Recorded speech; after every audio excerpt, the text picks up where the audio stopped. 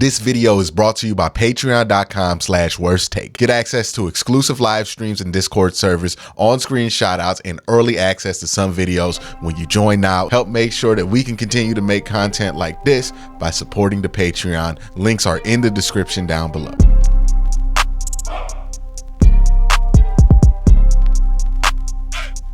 The Browns have an interesting dilemma on their hands this offseason. They have three tackles that they have three very different questions about. They have Jed Wills, who is a tackle that they have questions about his consistency and his fit in this offense long term, especially next to Deshaun Watson. Like, is he the kind of tackle that makes sense next to a Deshaun Watson? He looked great in Alabama when Tua was the guy that he was blocking for, but Tua doesn't hold on to the ball as long as Deshaun. Tua doesn't play make like Deshaun. Tua's a very much different beast to block for than Deshaun Watson is. It's a different game, right? And Jed has the tendency to kind of let off the gas sometimes at the end of reps, and that's not a tendency that's going to bode well when you have a quarterback who has the opposite tendency to kind of break out of sacks and try to make plays. After that, we've already seen that become a problem with Jed Wills throughout his first few years in the NFL. So that's the first question about the first tackle you have. The second question is about DeJuan Jones. DeJuan Jones had about as good as a rookie year as you could hope for, and he made so much progress. But the question is, will he start? Because you have an all-pro right tackle behind him in Jack Conklin. Like, you got to ask that question. Is he going to start? Is this the year for him to play? And two, is not starting him going to stunt his growth? And is not starting him what's actually best for this football team? It's a real question. It's a real question that you have to ask yourself, right? Because you don't want DeJuan Jones' growth to be stunted because you have a cap situation, well, not a cap situation, but a contract situation with Jack Conklin. It's kind of awkward. But you also don't want to bench somebody like Jack Conklin, which brings us to the third thing. Do you really bench a all-pro right tackle for a second-year player? Can you bench an all-pro right tackle for a second-year player? Now, again, these would be filed under good problems for the Cleveland Browns because it's like, hey, you got three tackles you could start. Most teams don't have two. So you're at that place. But you do need to figure out something with this tackle situation. With Jed Wills, let's start on him. The question about him is, hey, if you don't want Jed Wills, if you decided that you don't want to keep him, you don't want to keep him under his money, which is at like $15.6 million, and you feel like you're paying too much money for tackles who aren't playing well, right? Your most expensive two offensive linemen, or your right tackle that you might have to bench for a rookie, and Jed Wills, who you're the least satisfied with of all of the offensive linemen's play throughout the last couple of years. So should you trade Jed Wills? And some of us will be on that train to want to trade Jed Wills, and I can understand why. He's expensive. He's a player who has not lived up to his potential. Yes, he's a starting caliber player, but he's not really worth the $15.6 million that you're going to have about him. Now, the question with Jed Wills is very intriguing. Like, I find Jed Wills and his contract situation and everything about where he sits on an open market when it comes to left tackles fascinating, because Jed Wills, he is a hatchback in a world where people only want sedans and pickup trucks and SUVs. Here's what I mean by that, right? Because that probably doesn't make very much sense. Jed Wills is the best option for a tackle that you want to pay more than $8 million, but less than $14 million. Like, you cannot find a better tackle in that price range. That tackle, that guy, Jed Wills, makes a ton of sense at that price range. He does not make sense if you have to pay him any more than $15 million a year. Like, once you get to $15 million a year, it makes a lot less sense, because just for a couple extra $1 million, right? If you go throw 16, 17, 18, you enter yourself into a class of tackles that's much better than Jed Wills, right? You start to get the Orlando Brown Juniors of the world and all of that. And a serious question has to be made of, yes, Even though Jed Wills is the best tackle that you could get for $8 to $12 million. And if you trade for him, he'll be at $12 million, even though he's the best tackle you can get in that price range. Is that a price range that anybody cares about? Because is anybody shopping for a tackle in that price range? A lot of teams want to tackle on a rookie contract. So they shop for tackles in the draft, right? If you're value shopping for a tackle, you usually value shop in the draft. A lot of teams want a tackle that they could start and feel great about. So they're willing to spend the extra couple of millions to get somebody above Jed Wills' tier, which then brings you to Jed Wills and actually like, who wants a tackle that they have to spend some money on? So he's not ultra cheap, but he's not going to break the bank, but he's going to be okay, but you're not going to feel great about that. Like, who wants to spend that? Like, who's cap struck? Who's in that position? There's not a ton of teams in the market for Jed Wills. So when you're talking about trading him at a $12 million number for the team bringing him in, it becomes difficult because how do you trade a contract like that? Do you have to pair that trade with Jed Wills with a draft pick? Because it doesn't become worth it for the Cleveland Browns if you're giving up a draft pick and getting rid of Jed Wills. Like, he's not that bad of a player, but it also might not make sense to just trade a 5th round pick for Jed Wills. Jed Wills is the exact kind of player that you don't mind ending up with, right? If you end up with Jed Wills, you are fine with it. The issue is that Jed Wills is also the kind of player you kind of have an issue with seeking out because he's kind of not good enough to give him any money outside of his rookie deal until he falls into the ultra budget class of tackles. So it puts him in this awkward spot because nobody goes out in free agency and says, you know what, I want to get a mid-level starting left tackle who has issues getting beat inside. You know what nobody says when they're trading? I want to trade a draft pick to ensure that I get a mid-level tackle because everybody thinks they're going to hit a home run in the draft, or everybody thinks that they can do that in the draft. We could get a mid-range guy in the 3rd round, right? Everybody overestimates their ability to draft, so they're going to be higher on draft picks than they really are, which is going to cause them to be out the market for Jed Wills.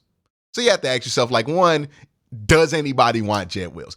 Is that a player you can trade? And how do you trade him? Because he exists in a price range that is not necessarily the most desirable in the world. Again, it's like trying to sell a hatchback at cost. Like, I don't know, like you might have to bite it on the price tag just because not a lot of people are searching, and you got to win on price if you're going to win somewhere. And that's where you're going to have to win with Jed, because I don't know if people are going to want the value of Jed Wills at $11, $12 million. So that's a big question there. And if you're not saving the cap money for Jed and you're having to eat some of that, then what is the point of trading Jed Wills if you're not going to save that cap space?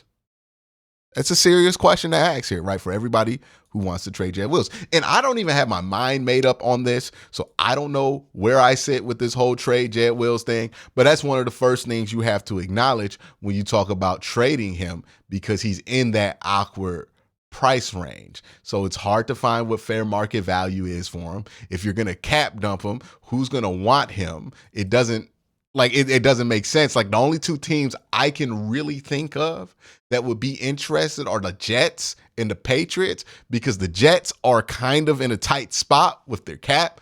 They have an older quarterback. They need somebody who could block right now, but they might not have access to get the kind of tackle that they want to get. So maybe Jed Wills does make sense for him at $12 million, which is a little bit of a steal because he's worth about 15. And maybe the Patriots, because they're going to have a new quarterback, and maybe they want to be cheap, get somebody on a 1-year deal so that quarterback doesn't get killed their first year, and then they'll move on or extend Jed Wills or do whatever they want to do. But you got to find somebody who wants Jed Wills in order to trade Jed Wills. And honestly, that's just the beginning of the questions that you have to ask. So that's just trading Jed Wills, the questions that you have to answer about finding a trade partner for Jed Wills. Now you have to answer some questions on your own roster. First things first, can DeJuan Jones flip from right to left tackle? Now, a lot of people kind of just write this off as something that's as easy as switching guys on the roster, but it's not. A lot of people write that off. They think you could just flip DeJuan Jones from the right to left side like that, like it's Madden. I'm a bit more skeptical about that idea. There's not a ton of examples of guys Dawand Jones size flipping from side to side on tackle. I understand that Dawand Jones played left tackle a little bit at Ohio State during the pandemic, but playing football in college during a pandemic season where your competitors are limited versus playing in the AFC North at left tackle are just two totally different things that are hard to just use as a comp. So that's the initial problem, right? Can you flip Dawand Jones to the left tackle? The downside to flipping Dawand Jones to left tackle is that you trade Jed, you move Dawand to the left side, and you start Jack Conklin. And Jack Conklin gets injured because he's been injury prone for a little while. And Dawand Jones is not good on that left side. He cannot make that transition. And now you end up with two holes on both sides. And then who knows if Dawand Jones is able to recover if you flip him back to the right side, because what do you do with the left side at that point? And you kind of end up in chaos. The safest spot is just having Jed Wills on the roster. It's going to cost more money, but if you have Jed Wills there, you know that, okay, your only issue is between starting Dawand Jones and Jack Conklin. If you start Dawand Jones, then Jack Conklin can be a really high-level backup, or if you start Jack Conklin, you know that if he gets hurt, you have Dawand Jones back there. No harm, no foul. Now, you might hurt Dawand Jones' development. That's a question that you have to ask, but the penalty is not as severe. But also on the other side to that, if you flip Dawand Jones to the left side, the upside is greater than anything that you can imagine, right? Because if you flip Dawand Jones to the left side and he plays as excellent on that left side as he did on the right side, then all of a sudden you're in a great spot, right? You have a left tackle on a 4th-round contract for the next 3 years, and that's a lifesaver, right? And then you have a right tackle in Jack Conklin, who's an all-pro, and your offensive line is back to being at 2020 levels of dominant. Which one of those you think are more likely to happen? It's completely up to you. I have no clue.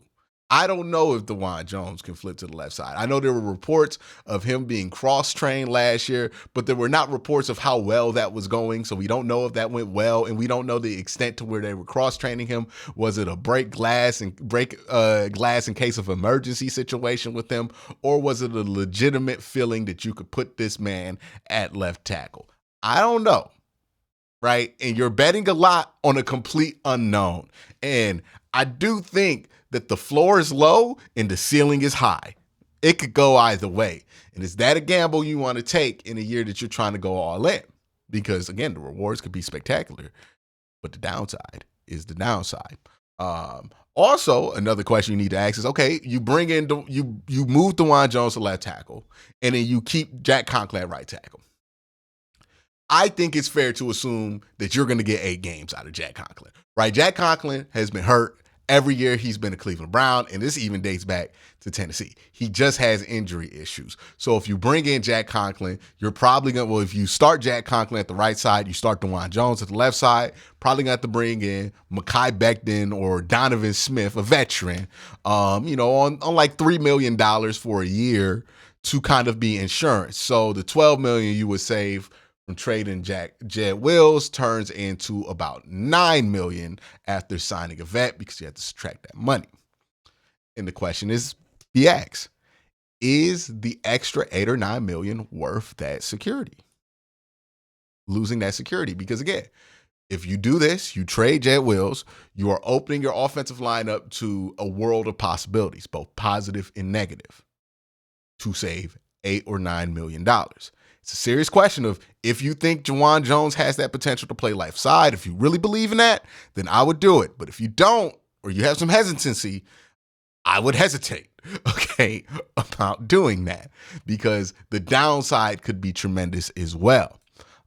We've already established that the Browns have cap tools at their disposal to be able to free up room to make space for the guys that they have on the roster and the guys that they might want to add to the roster. So trading Jed Wills isn't a matter of being able to sign free agents or not, or being able to keep some of your players. So you also have to ask yourself, what kind of additions would make that extra $8 or $9 million worth it?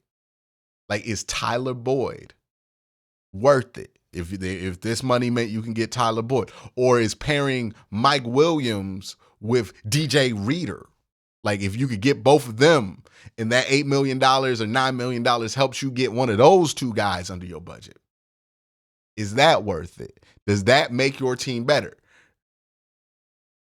Serious question, man. It's a serious question.